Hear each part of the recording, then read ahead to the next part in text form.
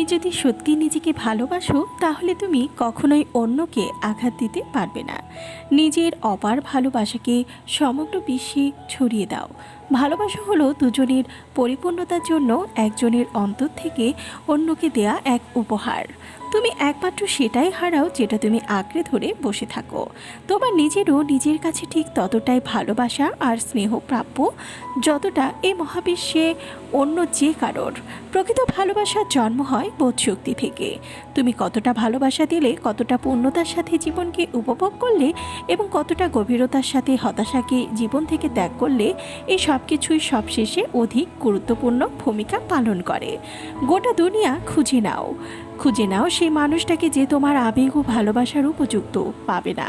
মনে রেখো, তোমার আবেগ ভালোবাসা সবচেয়ে উপযুক্ত ব্যক্তি তুমি নিজেই। একটা মানুষের মন তার প্রকৃত বন্ধু কিংবা শত্রু হয়ে থাকে। মন ও শরীরের পক্ষে সুস্থ থাকার রাস্তা হলো অতীতের জন্য শোক না করা আর ভবিষ্যতের জন্য চিন্তা না করা। যিনি অস্থির চিত্ত, যিনি সত্য ধর্ম অবগত নন, যার মানসিক প্রসন্নতা নেই, তিনি কখনো প্রাজ্ঞ হতে পারেন না। সব ধর্মের পূর্বগামী মনে শ্রেষ্ঠ, সকলই মনোময়। ভালো কাজ সবসময় করো, বারবার করো। মনকে সবসময় ভালো কাজে নিমগ্ন রাখো। সদাচরণী স্বর্গসুখের পথ। আলোকিত হতে চাইলে প্রথমে নিজের মনকে নিয়ন্ত্রিত করো।